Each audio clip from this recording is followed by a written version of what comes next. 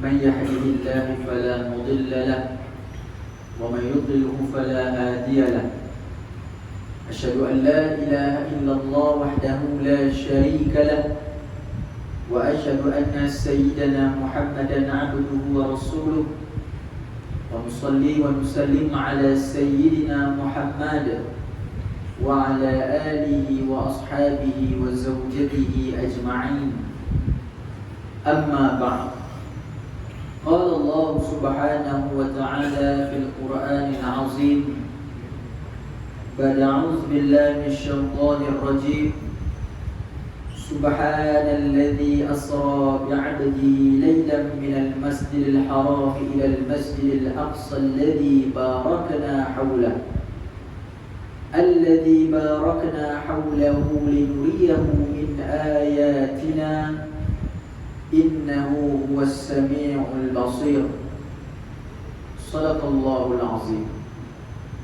وقال النبي صلى الله عليه وآله وصحبه وبارك وسلم: وما اجتمع قوم في بيت من بيوت الله يتلون كتاب الله ويتدارسون بينهم إلا نزلت عليهم السكينة وغشيتهم الرحمة وحفتهم الملائكة وذكرهم الله في من عنده، أو كما قال النبي صلى الله عليه وآله وصحبه وبارك وسلم.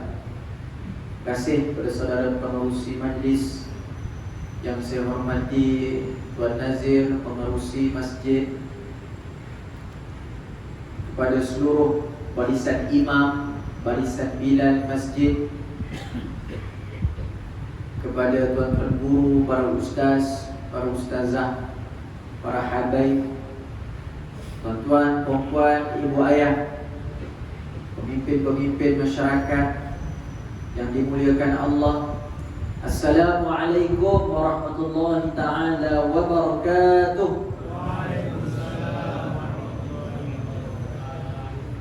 Alhamdulillah, syukur banyak-banyak kita kepada Allah Subhanahu wa ta'ala kerana pada malam ini kita diberikan kesempatan, diberikan ruang dan peluang untuk berkumpul. Bukan sahaja kita berkumpul, tetapi kita mendatangi rumah Allah untuk kita imarahkan, cantikkan, kita indahkan dengan amal ibadah, dengan amalan-amalan yang kita laksanakan di dalam masjid ini. Masjid ni tuan-tuan, kita difahamkan dan saya pun dimaklumkan, kalau kita baca sejarah, ratusan tahun sejarah. Lepas tu kalau kita pergi masjid-masjid lama ni, dia ada aura yang tersendiri.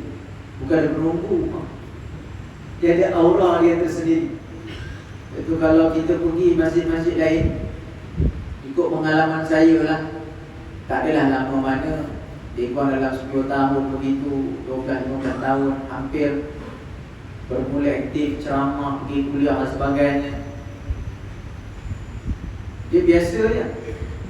Tapi bila datang sini dalam kereta tadi, kat rumah dia dah mula ayat nak baca sampai sini gila. Itu baca surah Alam Tarakai. Dia aura dia lain macam. Itu peninggalan para ulama kita, warisan para guru dan juga para pemimpin kita terdahulu yang memberikan satu kebaikan kepada kita. Dan juga ini pertama kali juga tuan-tuan kita kuliah cara orang dulu-dulu kan, cara talaqi. Jadi ini pun satu kelainan dan juga pengalaman baru untuk saya. Saya ucapkan terima kasih kepada Masjid Kampung Ulu Melaka kerana memberikan satu view yang terbaru untuk sama-sama kita laksanakan. Jadi untuk kita menghilangkan kegerungan, saya tengok tuan-tuan muka memasak, tak senyum, kita ni orang jauh ni masak, kita merisau, kita selawat sama-sama mukadimah, boleh tuan-tuan? InsyaAllah tuan-tuan, kita sampai pukul 12 malam ni. InsyaAllah tu dia ada kat situ. Saya orang Perak tuan-tuan, membesar di Kajang. Jadi kalau saya telur bahasa Perak tu, minta maaf tuan-tuan ya. Kita selawat sama-sama insyaAllah ya. Allahumma salli ala Sayyidina Muhammad. Allahumma salli ala Sayyidina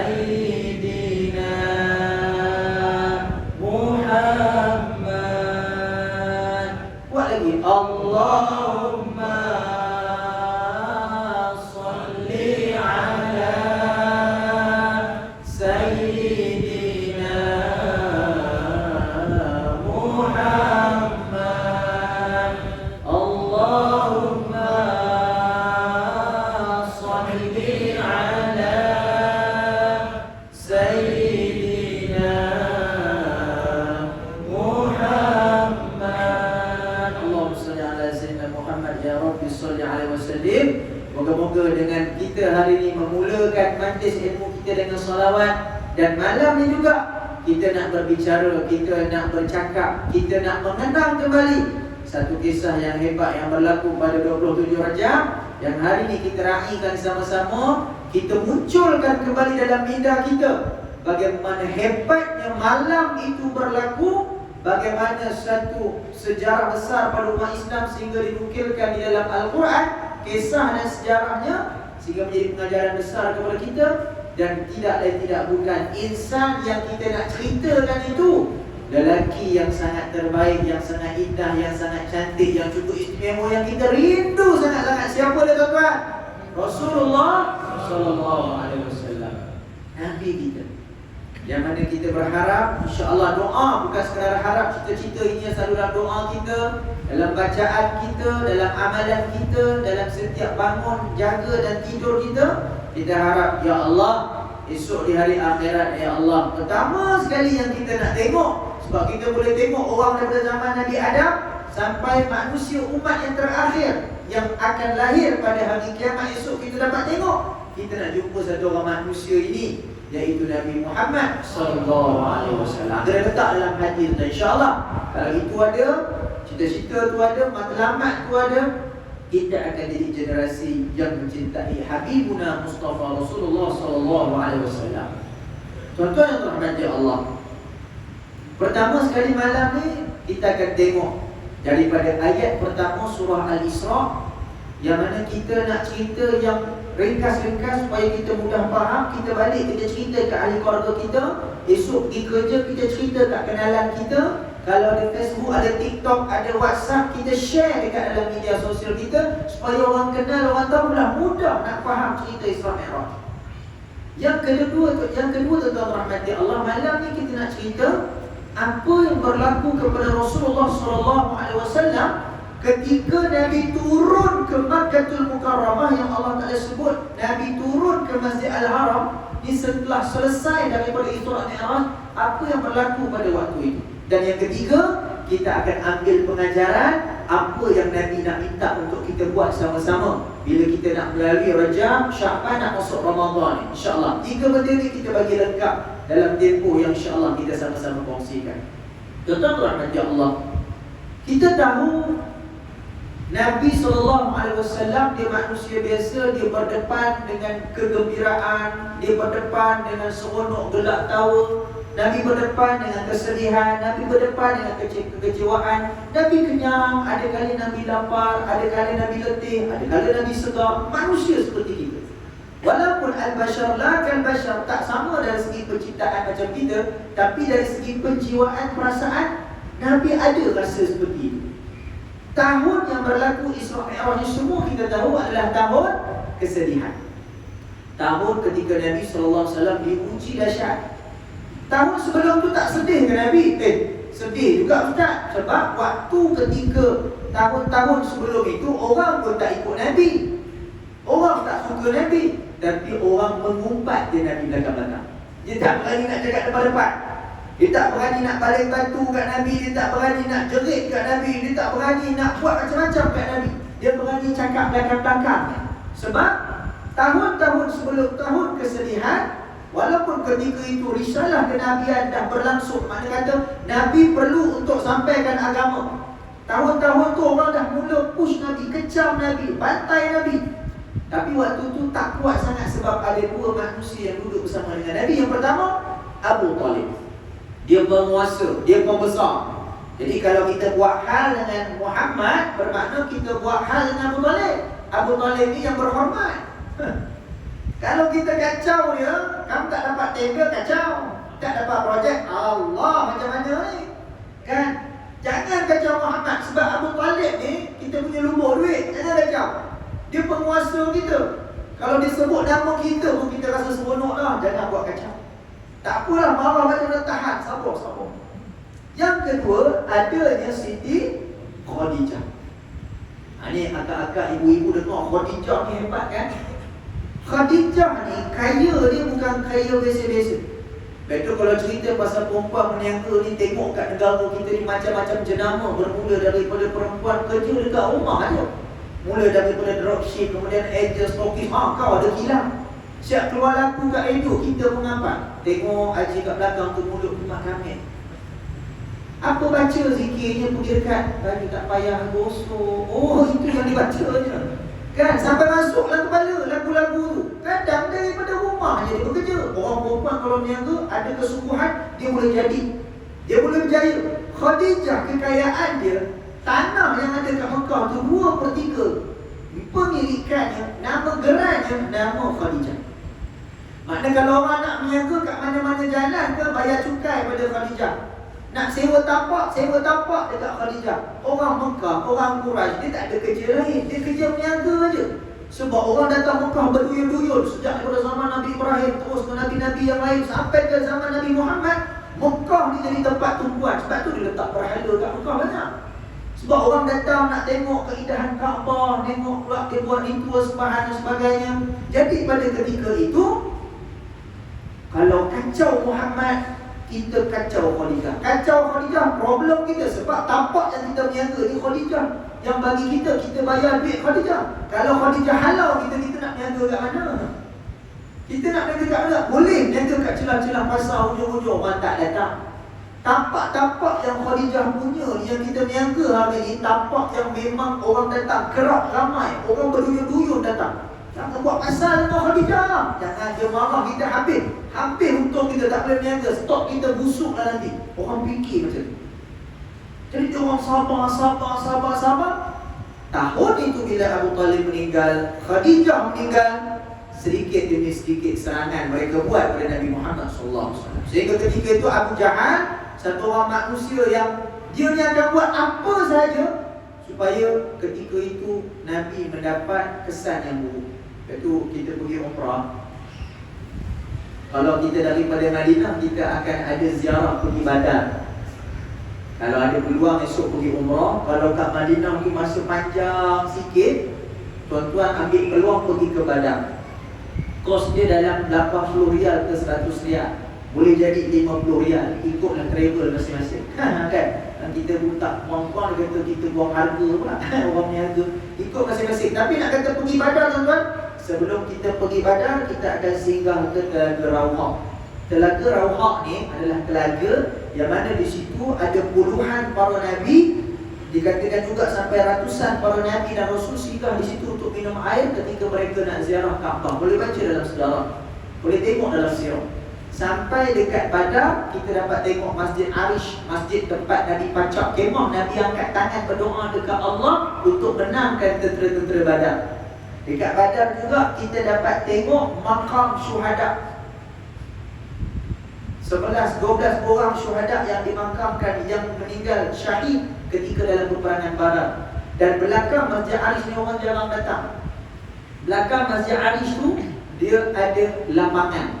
Apa lapangan tu? Itulah tapak peperangan Badar. Dan dikatakan di tengah-tengah lapangan ataupun tapak peperangan Badar itu ada satu timbunan batu, timbunan kayu, timbunan sampah. Itulah makamnya, makam pula, itulah kuburnya Abu Jahal. Jadi kalau pergi sana jangan cari kubur Abu Jahal lah. Tadi belajar pasal sirah Badar. Buat apa tahu sini? Tahu Ustaz kata pergi orang kata cari kubur Abu Jahal. Jangan buat pasal tuan. Kan? Nak kata pergi sana kita boleh tengok Abu Jahal dia akan buat macam-macam pada Nabi. Sampai upah orang untuk ambil batu, tak akan buat banyak. Kau ketuk di belakang Nabi, kemudian kau cabut. Dia bawa batu belakang ni, jalan-jalan, diumpah pemuda-pemuda yang duduk dekat tepi jalan. Nabi tengah elok diri, ambil ketuk belakang kepala Nabi, kemudian cabut. Buat tu je. Apa yang berlaku? Nabi tak kejar balik, tapi orang nampak di belakang Nabi mengalir darah sampai penuh kasut Nabi SAW dengan darah yang datang daripada belakang kepala Nabi SAW. Bila tengok benda tu, kita dah boleh start bantai Nabi lah. Barulah ada turun unta busuk, mereka campak pasir, buat segala macam. Nabi letih, Nabi penat, Nabi sedih. Ketika itulah Allah Subhanahu Wa Taala mengirimkan kepada Nabi wahyu datang yang Isra dan Mi'raj. Itu semua kita tahu. Sebab itu bila Allah Taala sebut Subhanallazi asra bi'abdihi lailan minal masjidil haram ilal masjidil aqsa, Maha suci Allah yang memperjalankan hamba-Nya. Makna hamba di situ adalah kita dengar cerita yang hebat tentang Nabi Muhammad SAW ni. Itu yang Allah Ta'ala berikan kepada kekasih Nabi, itu hamba Allah.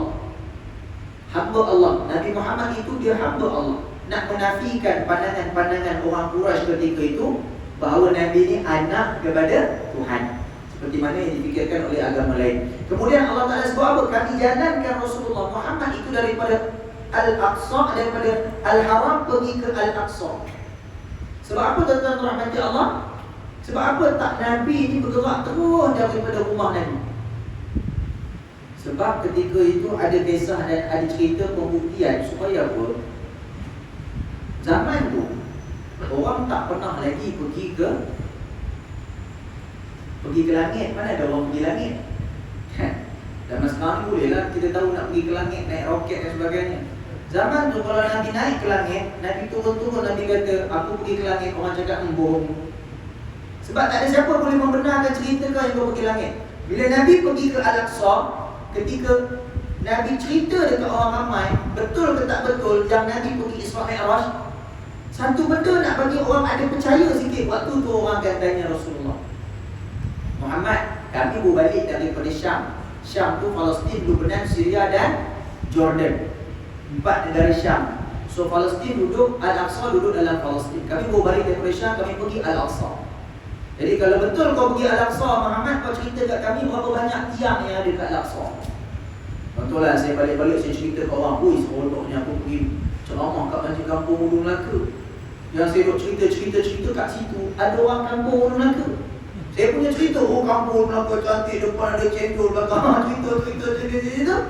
Betul ke kau ni pergi kampung Melaka? Betul lah. Itu bukan cerita. Ada berapa banyak lampu tergantung? Lah, dia nak kira. Kena ngapal. Tapi Nabi sampai ke Al-Aqsa, dia dah tahu. Sekali pandang Nabi tahu tiang berapa banyak, lampu macam mana. Maka Nabi cerita ke orang yang bertanya kepada Nabi. Orang Islam yang masuk Islam yang bertanya kepada Nabi, pada ketika itu orang percaya. Sebab apa Nabi cerita itu betul dengan apa yang dia nampak. Kemudian Allah Ta'ala akhiri dengan kisah Innahu huwas sami'ul alim.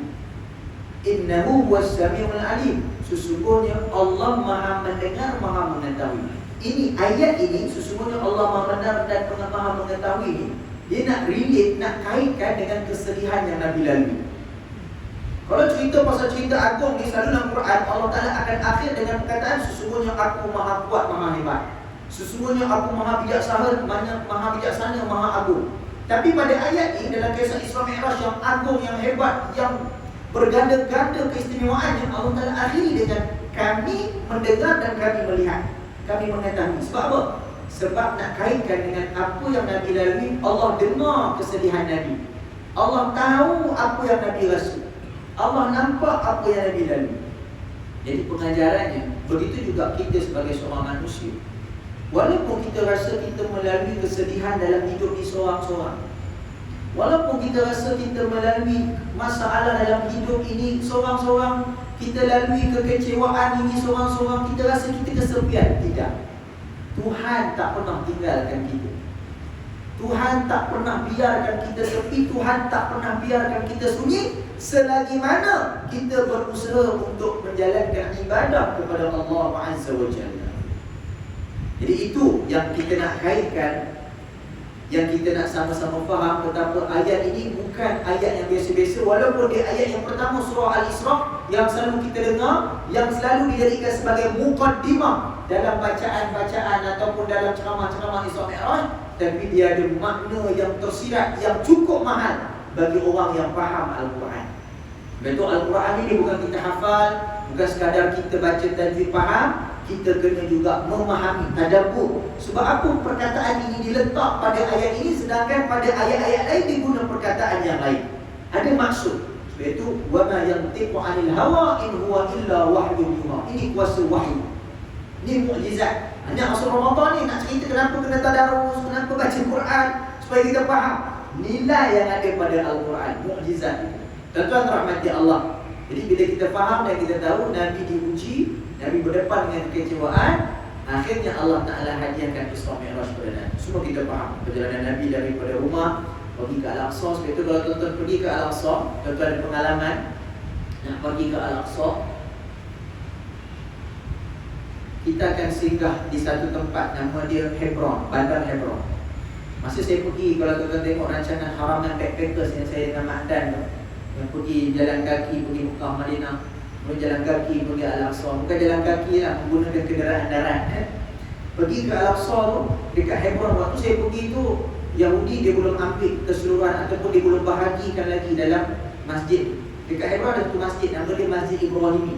Dalam Masjid Ibrahimi itu ada makam Nabi Ibrahim, ada makam Siti Sarah, ada makam Ishaq, Nabi Ishaq, ada makam Rifqah ataupun Rebecca. Ada makam. Jadi memang itu digunakan untuk orang Islam. Dia tak besar, dia kecil macam ni je. Macam ni je ruangan dia. Jadi ada 1, 2, 3, 4 makam Nabi Ibrahim kat bahagian luar. Dekat makam Nabi Ibrahim tu, dekat pintu masuk, dia ada satu kaca, ada satu tapak kaki. Para sejarawan sejak turun-temurun, mereka percaya dan yakin itulah tapak kaki buruk yang mana yang membawa Nabi SAW daripada Al-Haram pergi Al-Aqsa, singgah di situ. Persoalannya kenapa singgah di Masjid Ibrahim ini, di makam Nabi Ibrahim AS? Maka para ulama berbahas, bercerita alasan dan hujahnya adalah bila Nabi naik burak daripada Al-Haram ke Al-Aqsa, nak sampai ke Al-Aqsa, Nabi singgah di Masjid Ibrahim itu adalah untuk menyampaikan salam, selawat dan salam yang kita bacakan macam kita baca dalam tasyahud akhir, yang kita baca ketika tasyahud akhir, ataupun kita baca selawat Ibrahimiyah. Ziarahnya Nabi kepada Nabi Ibrahim AS. Nabi Ibrahim ni Abul Anbiya, kan adanya Nabi Ishaq, ada Nabi Ismail lahirnya, kemudian ketika itu Nabi-Nabi di bawahnya Nabi Yaqub, kemudian lahir pula Nabi Yusuf. Daripada dua orang isteri, 2 orang Nabi, kemudian ada 8 orang Nabi yang lain, kemudian 11 lagi dalam surah Yusuf. Allah Ta'ala taklifkan jadi para Nabi dan Rasul. Jadi Abul Anbiya, bapa bagi segala Nabi. Kemudian terus Nabi pergi ke Al-Aqsa dan terus bertemu dengan Allah Subhanahu Wa Ta'ala di Sidratul Muntaha. Tuan-tuan rahmati Allah, kisah yang cukup panjang semua kita tahu. Kalau nak cerita satu-satu mana yang sahih, yang tak sahih, apa yang Nabi cerita dalam hadis Bukhari itu, dan tentu kita boleh ambil. Dan juga ada banyak cerita-cerita yang lain. Selagi mana para ulama bersepakat, maka cerita itu boleh sama-sama kita ambil dan faham, maka kita boleh ambil, tak jadi masalah. Panjang cerita itu daripada sekolah mana, daripada dulu kita dah tahu. Cuma yang saya nak bawa ni tuan-tuan, bila Nabi melalui peristiwa Isra dan Mi'raj, Nabi naik bertemu dengan Allah Subhanahu Wa Ta'ala di Sidratul Muntaha.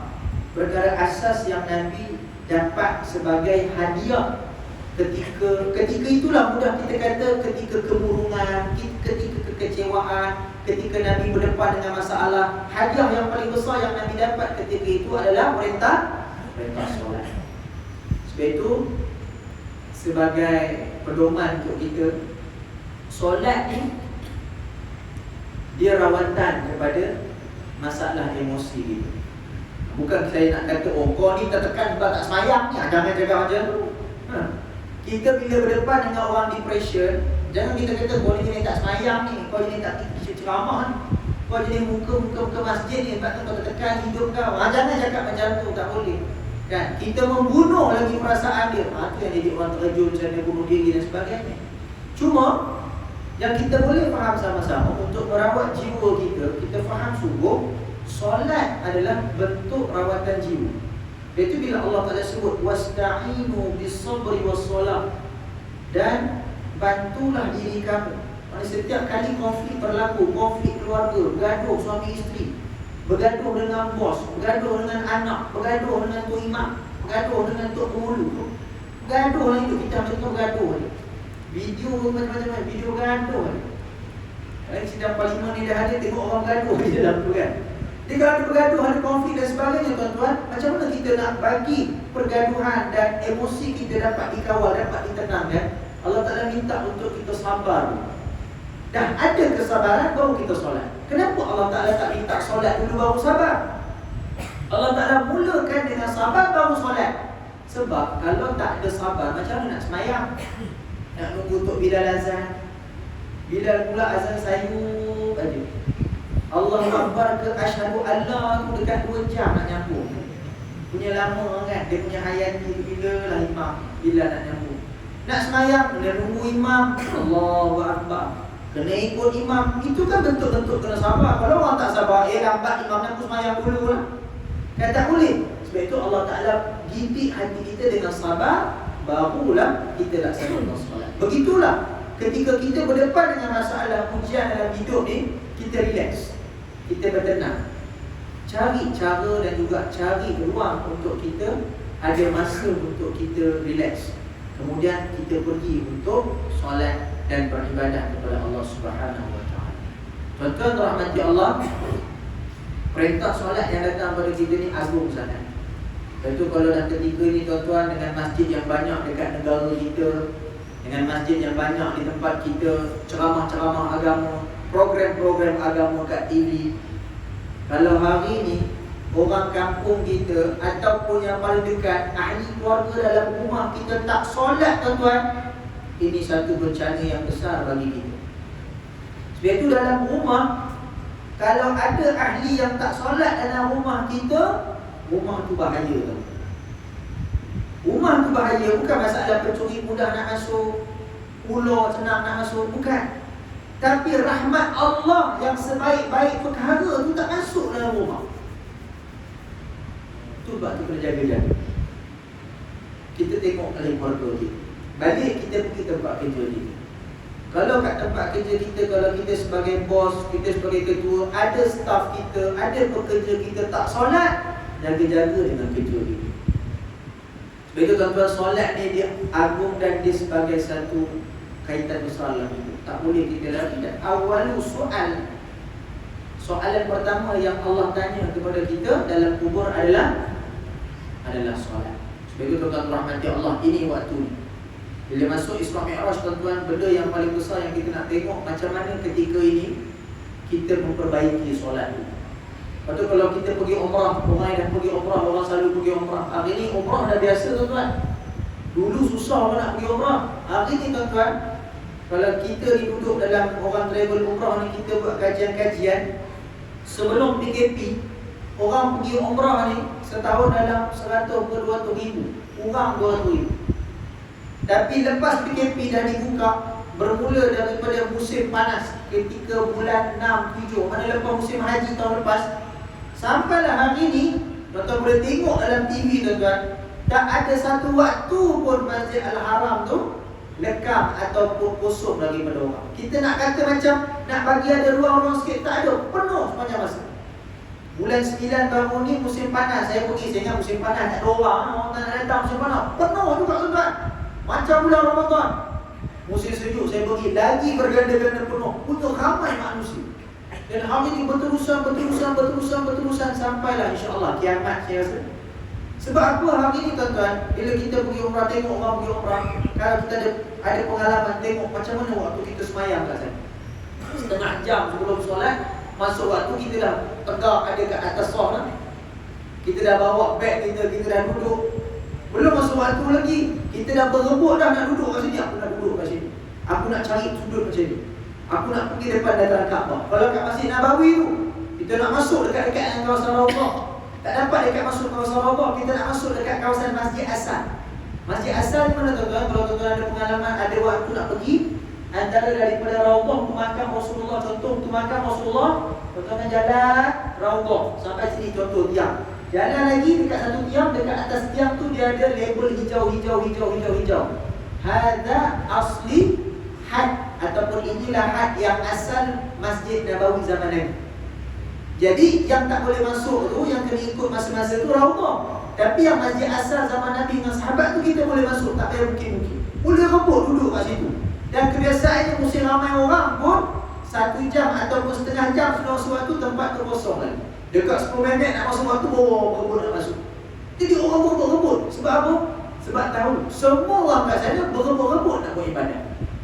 Sebab itu kita kat sini tuan-tuan, kita boleh buat juga. Bukan rumah Allah, bukan Mekah aja, bukan Raudhah, bukan Madinah aja. Nabi sebut majlis ilmu tu Raudhah dan Riyadul Jinan. Ni Raudhah ni. Tuan-tuan baca doa waktu ni mustajab, terus dia angkat tanpa hijab. Sebab apa? Dalam majlis ilmu, yang dalam majlis itu sebut Allah dan Rasul, ajak orang cinta Allah, cinta Rasul, doa yang mustajab di sisi Allah Subhanahu Wa Taala. Raudah tu, taman syurga. Bila kat tempat kita berebut-rebut kita nak buat amal ibadah, berebut-rebut dengan majlis ilmu, berebut-rebut kita dengan majlis selawat, tak terseronok tuan. Itu kita hidupkan majlis, banyakkan program. Kalau kita nak sekat program hiburan kat luar sana, susah tuan-tuan.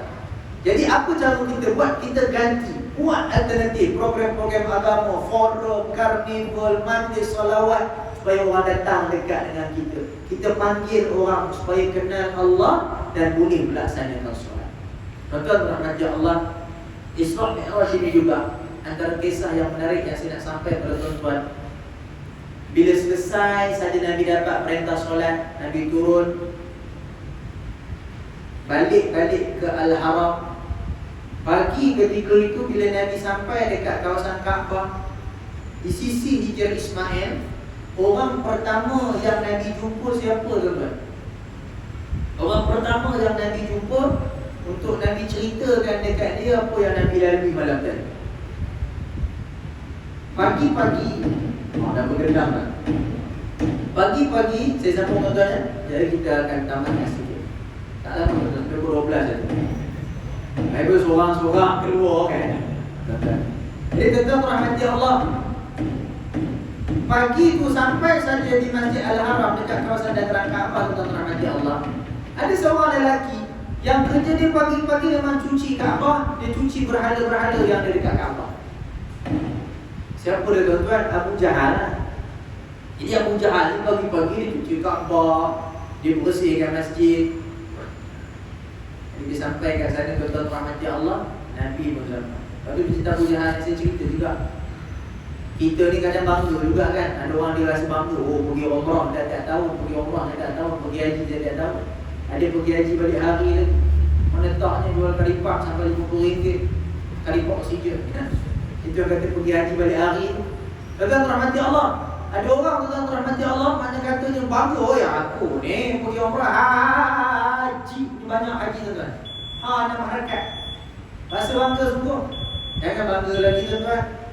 Sebab Abu Jahal tu lagi lah, bukan sekadar nak kata duduk ke apa ke, cuci Kaabah. Kita nak orang Kaabah pun susah. Ni dia cuci Kaabah, level tinggi juga tu Abu Jahal. Tapi bagaimana dia di sisi Allah Subhanahu Wa Taala menjadi orang yang melawan dan menentang Nabi. Jadi kalau kita pergi sana jangan sombong. Pergi umrah ni buat amal ibadah, jangan kita rasa sombong sangat. Amal kita banyak, balai tak kita. Kita pergi fokus dengan ibadah kita. Jadi kita zaman sekarang zaman telefon, Allahu Akbar, selfie tu kan, tawaf tu, subhanallah. Selfie, siapa buat video call lagi. Itu yang masalah tu ni. Lepas tu kalau Ustaz Dr. Cik Imam kata haram, batal tawaf. Tu pendapat orang dulu-dulu tu. Walaupun kalau kita tengok kajian Majlis Fatwa Majlis Jatuh Puasa Haji Pasal dia kata makruh. Kalau Ustaz Dr. Cik Imam kata Haji Dr. Cik Imam haram pula. Kata bukan senang tu, kena jaga-jaga. Balik tuan-tuan rahmati Allah, orang pertama yang jumpa Nabi pagi itu adalah Abu Jahal. Abu Jahal dia tahu tahun-tahun waktu yang Nabi lalu tahu kesedihan tu, Nabi hidup dalam tekanan. Jadi Nabi ni muka payah nak senyum, orang sedih. Mana nak senyum? Pagi duduk tengah-tengah cuci. Jalan sikit, apa salah senyum lain macam orang ni? Dia nampak Rasulullah Nabi Muhammad dalam keadaan tersenyum. Abu Jahal dia bukan tak tahu bila orang dakwa dia sebagai Nabi. Nabi dalam bahasa Arab apa dia? Dalam bahasa Melayu kita diterjemah maksud Nabi itu penyampai berita. Mesti ada berita baru. Al-Anba, Naba'a, Nabiyun, penyampai berita. Jadi pagi tu Abu Jahal bila tengok muka Nabi Muhammad senyum lain macam. Sebelum ni, hari lepas, minggu lepas, muka musam, muka marah, muka muram dia. Pagi ni tersenyum. Mana tak senyum tuan-tuan? Dapat masuk syurga, dapat jumpa para Nabi, bertemu dengan Allah Subhanahu Wa Taala. Senyum ni. Senyum sampai ke telinga. Senyum seronok. Abu Jahal bila tengok, dia kata cantik. Ini point dia, ini masa.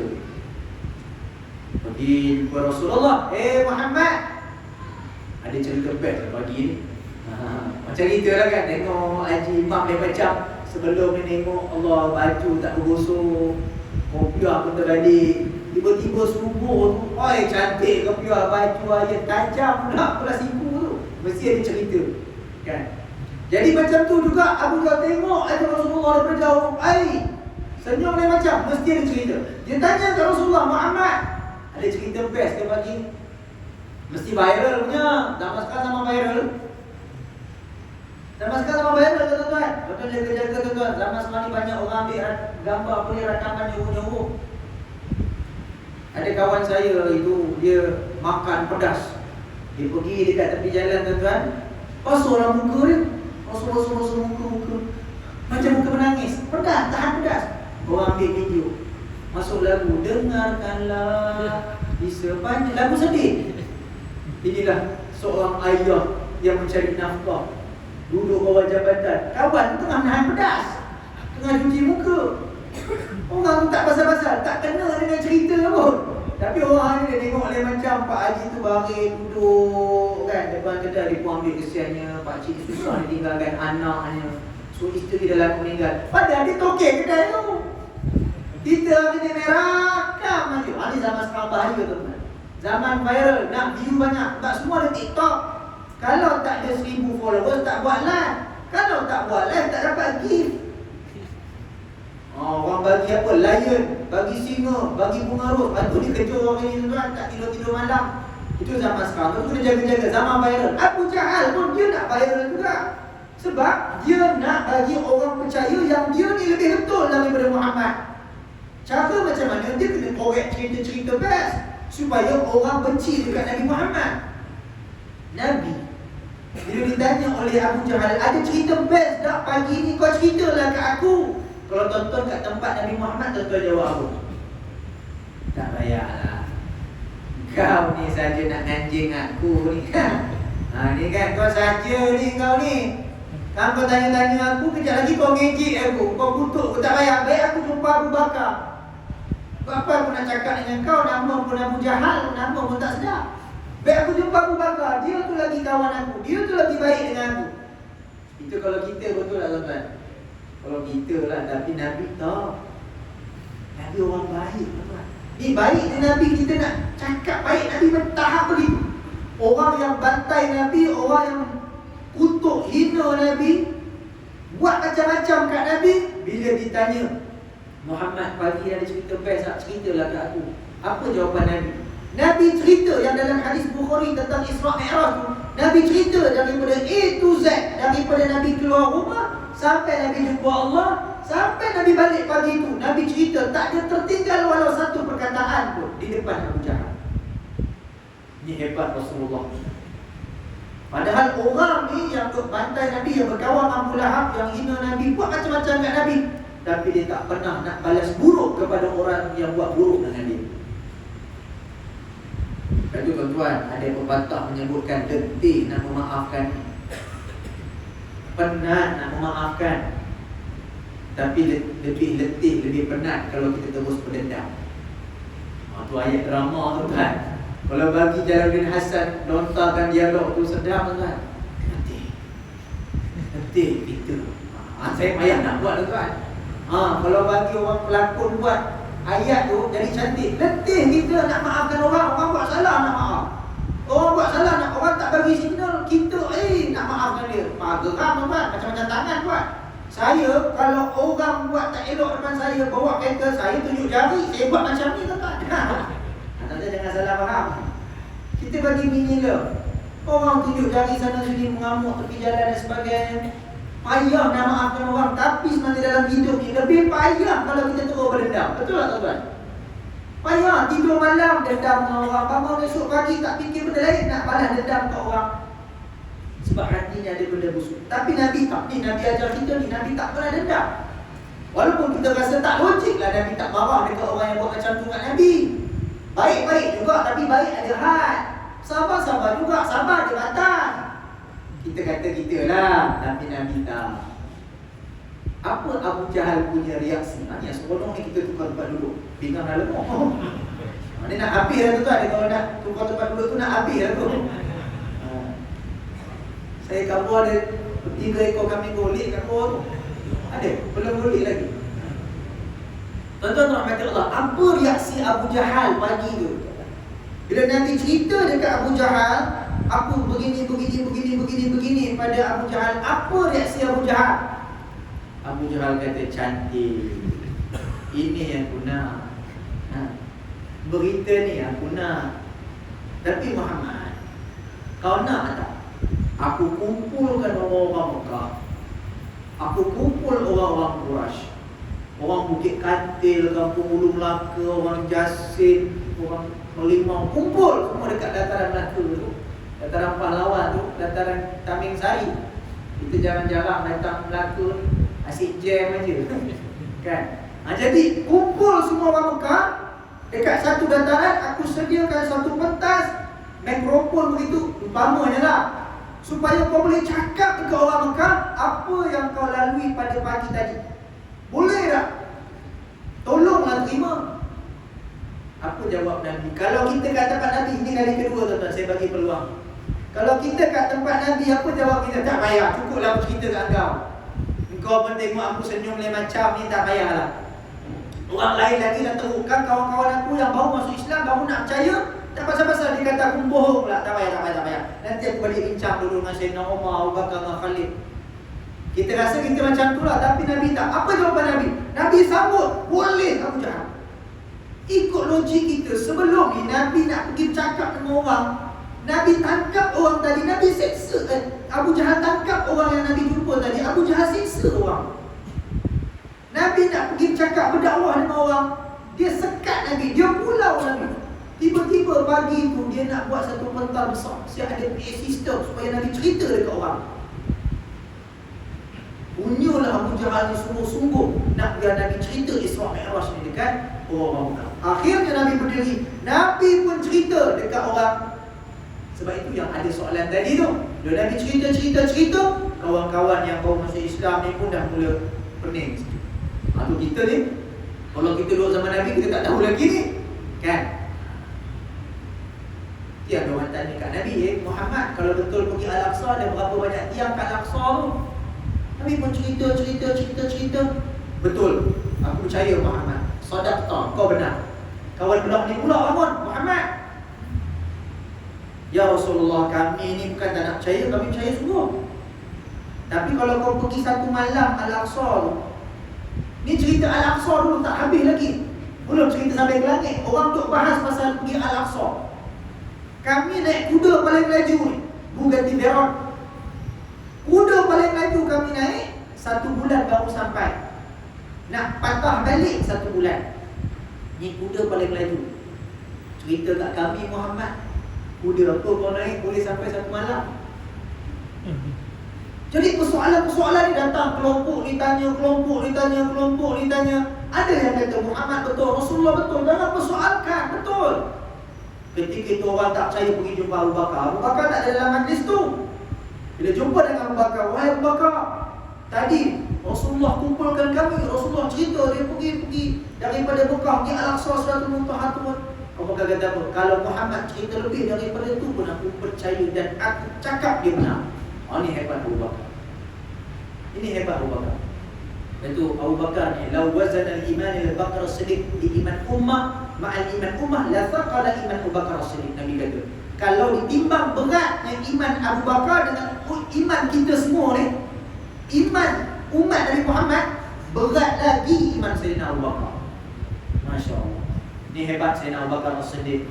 Lepas kita dengar cerita dia ni, badan kecil, lemah, dah, dia hebat, iman dia kuat. Dia orang pertama yang melancarkan perang kepada ahli riddah. Musailamah al-Kadzdzab, orang yang murtad bila Nabi wafat. Dia orang pertama yang nak perang dengan golongan-golongan ahli riddah. Tu dia Abu Bakar, ada jiwa yang besar. Dia percaya kat Nabi. Dan akhirnya Isra Mi'raj itu berlalu, sampailah kepada kita hari ini. Sebab itu tuan-tuan, dalam kita memahami syariat Isra Mi'raj dan cabaran kita, tajuk kita cabaran kita hari ini. Cabaran kita macam mana kita nak gabungkan antara akal dan syariat. Syariat yang kita buat hari ini, macam mana akal nak percaya. Saya bagi contoh. Syariat ni dia umpama cahaya. Akal Dia umpama mata. Cahaya dia ada. Nak sentuh macam mana ni? Siapa boleh cerita kat saya jangan dia zup ada kat tangan dia lampu. Magic boleh lah tuan-tuan. Kat TV7 dulu ada. Kan? Itu ada dulu. Itu pun dia bohong kita. Tapi tuan-tuan rahmati Allah, ada cahaya ni, tak ada siapa boleh persoalkan. Tapi tak boleh kita sentuh. Tak boleh kita ambil simpan dalam poket. Itu syariat. Akal dia macam mata. Dia dekat dengan kita, dia melekat dengan kita. Apa yang berlaku kalau mata tertutup? Walaupun cahaya ada, bila mata tertutup, kita tak akan dapat nampak cahaya walaupun orang beribu kata cahaya ada. Macam tu juga, syariat ada tapi akal kita tak nak buka, tak nak terima kewujudan, kebaikan, keistimewaan yang ada dalam agama ni, kita tak boleh nak dapat. Macam tu juga, kalaulah mata terbuka tapi syariat tu tak ada. Mata ada, elok, bersih, cantik, tapi lampu tak ada. Gelap kita hidup, tersesat kita. Itu umpamaan supaya kita boleh faham betapa hebat syariat dan akal yang digabungkan supaya kita memahami perintah Allah Subhanahu Wa Taala.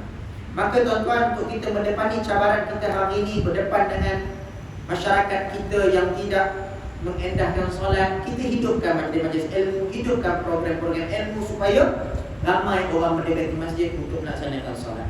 Yang kedua, cabaran hari ini macam mana nak pastikan akal kita tidak melampau-lampau sehingga kita memalsukan syariat, memalsukan akidah. Kita kena pastikan akal kita disalut dengan syariat dan akidah yang sebenar. Cabaran kita hari ini tuan-tuan, untuk pastikan umat Nabi ikut cara Nabi. Sebagai akhir 4 pesanan yang Nabi tinggalkan pada kita. Bila Nabi sampai ke Yathrib, benda pertama sekali Nabi sebut pada umat Nabi, Nabi kata afshus salam wa tut'imut ta'am wasilu silatul arham wa sallu fil laili wa nasu niyam tadkhulul jannata bisalam. Nabi kata yang pertama, bagi salam dekat orang. Sebarkan salam, assalamualaikum. Hidupkan rasa mahabbah. Ini pesan Nabi kat kita. Akhir zaman ni tuan-tuan memang banyak perang, memang banyak bergaduh, memang banyak tak suka, memang banyak benci-membenci. Jadi kita hapuskan benda itu dengan assalam, sejahtera. Islam tu kesejahteraan. Hidupkan rasa cinta kita, makmurkan bahagia kita bersama-sama. Hidupkan agama tu agama sejahtera. Yang kedua, pesan Nabi, tut'imut ta'am, bagi makan dekat orang. Banyakkan sedekah. Lepas tu bila ada majlis-majlis program-program ni, kita ditanya lah Tok Imam, Mam, apa benda tak cukup? Coki gigi ke? Sponsor coki gigi aja. Banyak tak cukup ni. Allah, bajet saya coki gigi. Coki gigi pun coki gigi lah. Kan, berapa ramai kat sini giginya sekat dengan daging. Bahkan kalau ada gigi tak apa. Yang jenis tak ada gigi tu ngejek kita katnya. Lepas tu tuan-tuan rahmati Allah, apa yang boleh kita sponsor kat masjid, kita dulu. Jangan kita pula tanya, Mam, esok ni kambing apa Mam? Australia ke kambing Martin? Kan? Kita dulu yang tanya. Supaya apa? Kita mulakan sunnah bagi makan kau. Lepas tu tuan-tuan, dengan makanan ni memang boleh tarik orang untuk cintakan agama. Betul orang kata, dia datang ramai-ramai nak makan. Betul. Memang nak makan. Saya ni dah lapar tu kan, memang nak makan. Tak ada makan, kita bayar dah, kita lagi nak sebut. Contoh. Makna kata, kalau orang datang nak makan, tak apa. Sebab dia makan kat masjid. Kita masak elok, nak makan dengan ceramah, ada majlis ilmu, elok lah tu. Kan? Jangan kita kata, boleh datang nak makan je, waktu makan ada. Kalau ustaz tu, ustaz kat Bukit Kantin tu ramah tak ada makan, tempeh aja lari kau tak datang. You ambil malam ni nampak banyak seperah tu, banyak lah tu makanan. Contoh lah kan. Makanan ni boleh hidupkan cinta. Bagi makan ke orang. Yang kedua tuan-tuan, ini saya sambung juga Nabi pesan, jadilah kita ni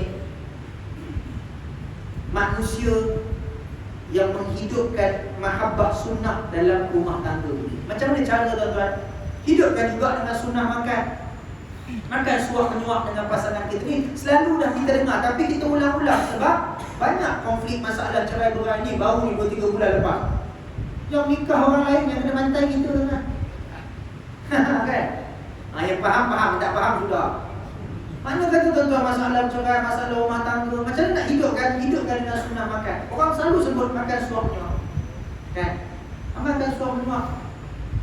Pernah tak akak-akak ni saya tak nampak akak-akak macam mana akak-akak nak tengok saya ada TV ke mana? Kan dengar je suara saya. Tuan-tuan akak-akak ni. Agak bila dah abang-abang ni suapkan akak? Tak berjawab. Lama sangat lah tu tuan-tuan. Abang-abang bila? Lagi dah. Kan? Masa zaman makan beradab tuan-tuan. Sekarang dah biadab jadinya. Meronjol je lagi makan. Suapkan tuan-tuan. Satu hari tu saya ceramah dekat Ipoh. Kata ustaz, teman tak lalu nak nyuap kayu. Kenapa saya kata? Teman tak lalu. Sebab apa? Oh, Yop tu jenis suka goreng pusat. Kacau. Kacau tuan-tuan. Ni abang-abang ingat juga nak amal sunnah jangan buat benda kotor. Kan? Sama. Suap. Benar tak Tok Imam suapkan Tok Bilal? Ni kejap lagi kita tengok sama-sama tuan-tuan. Mana Tok Imam makan kita kumul kat situ. Suap. Cakap ramai. Pernah juga berlaku kata tak nak ustaz. Satu hari tu Tok Imam cincin penuh kat jari ni. Macam-macam cincin paduka, cincin bomo siang ada. Suap Tok Bilal, tertinggal cincin dalam tu. Bilal tu nak azan tak dengar bunyi tuan-tuan. Aja. Betul tuan-tuan rahmat Allah. Nak kata amalkan makan suap menyuap. Ini hidup dan kasih sayang. Yang ketiga tuan-tuan, wasilu silatul arham. Hidupkan silaturahim. Zaman sekarang tuan-tuan bukan zaman bergaduh lagi dah. Lalu satu kawasan rumah. Assalamualaikum. Kau tak tahu tadi. Orang rumah kata tegur, bang, kenapa abang tak menyaut tu Haji Dollah angkat tangan kat abang? Tinggi tangan. Abang pun tak tahu. Malas aku. Tegur dengan aku. Tak jawab salam pun tak aku. Tengok depan rumah ni bendera. Dah. Stiker pun tampal kat motor ni. Malas. Penuh kat helmet tengok. Orang lain ya dia lebih-lebih. Marah kita kan. Kadang bergaduh benda-benda macam tu. Tak payah tuan-tuan. Kan? Betul perbincangannya ada, medannya ada. Tapi kalau sampai tak tegur, tak jawab salam, sampai sihir menyihir, dengki mendengki, santau menyantau, habis tuan-tuan. Mana kualiti kita sebagai bangsa Melayu yang hebat? Lagi-lagi tak melaka di darah pahlawan.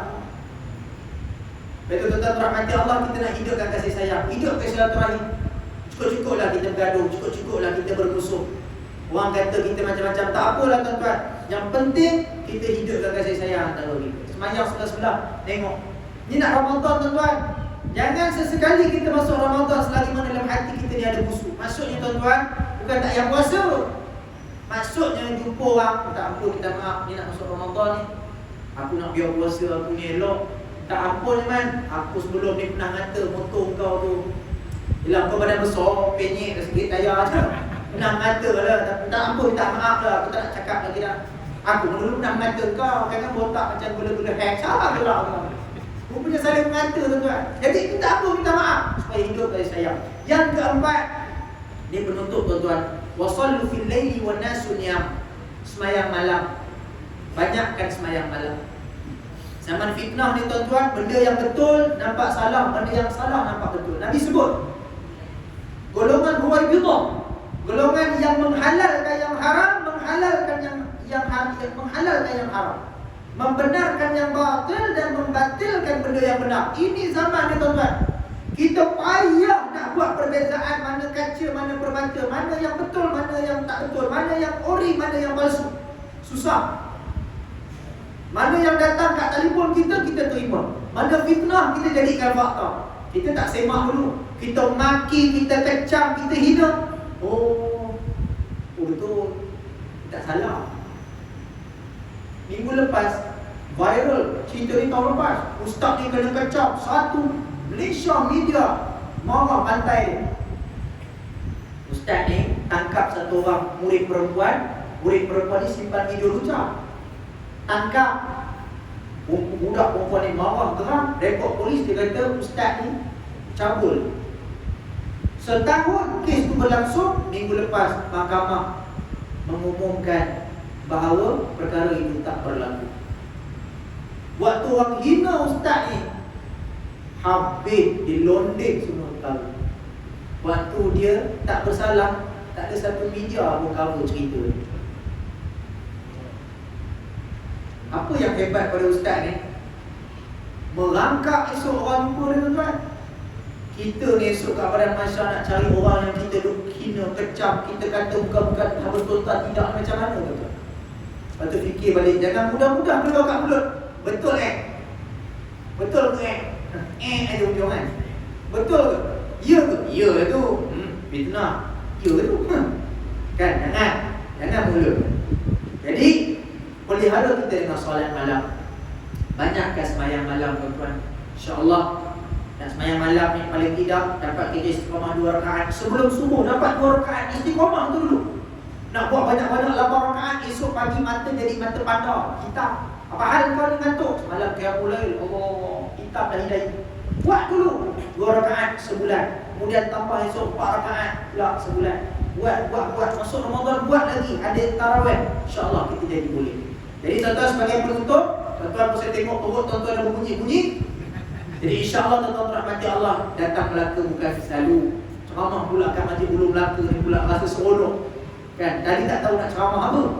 Jadi sebagai penutup, tuan-tuan, gunakanlah peluang kita dalam bulan Rajab ni, tuan-tuan, nak masuk ke bulan Ramadan sebagai peluang kita melatih diri supaya nak buat amal ibadah dalam bulan Ramadan, kita jadi selesa, kita jadi seronok.